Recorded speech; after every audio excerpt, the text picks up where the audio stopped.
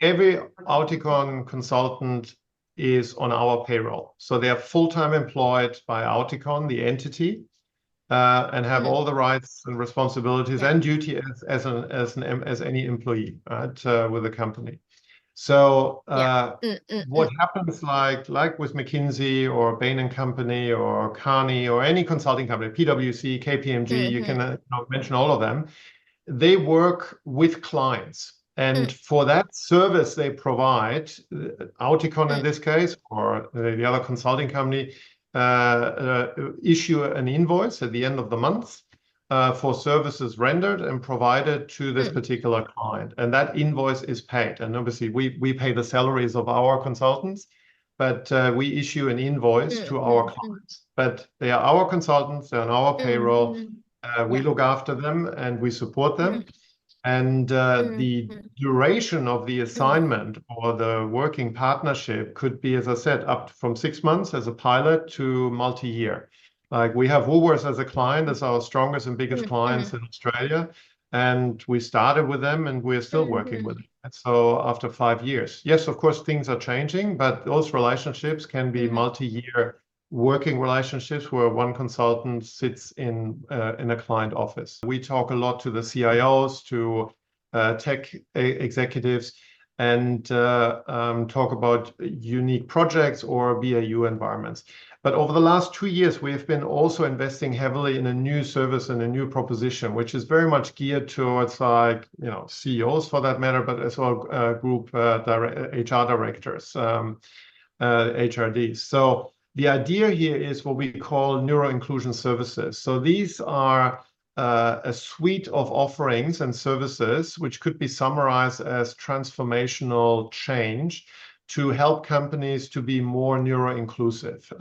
So you figure out, there's some diagnostic tools in there, you figure out where you're at the moment, where would you like to be, and then basically as part of that journey, there are various projects, capabilities which the organization needs to build. And we basically can help these organizations as part of that transformational journey over many years. And so that is a new offering, which goes in partnership, in parallel to these consulting services. We call it lived experience as well. It goes very much hand in hand. But the intention is basically help companies to take advantage of some unique value-adding benefits and the outcome. And I mentioned, productivity, the innovation. The third, one of those benefits is very much like the employee engagement, because what's happening is any company, right, in Malaysia, in Norway, in Germany, wherever, have already a sizable number of neurodiverse employees already. Now, some of them manage to mask and learn to mask over the years, which comes at a high price. So you have very often burnouts, or they go home and are completely exhausted. But they learn to survive in a system which is not very neuro-friendly. So those individuals, suddenly you basically give them the signal that they are accepted. And what we see every day, that those individuals, those existing employees out themselves, basically saying, you know what, I had such a hard life over the last few years, but now I feel I can speak openly about it. And they embrace that basically, and they're no longer afraid of basically sharing that. So we see that, and any company wants to actually secure and make sure those important employees, they're very often like some high achieving employees.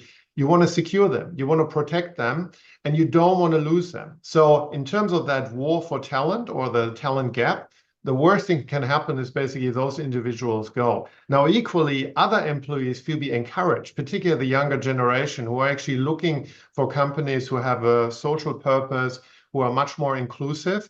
And so the employee engagement tends to go up in those partners, those clients we work with. And obviously there's still a big argument to be made in terms of ESG. So and we stand for the S, for the social.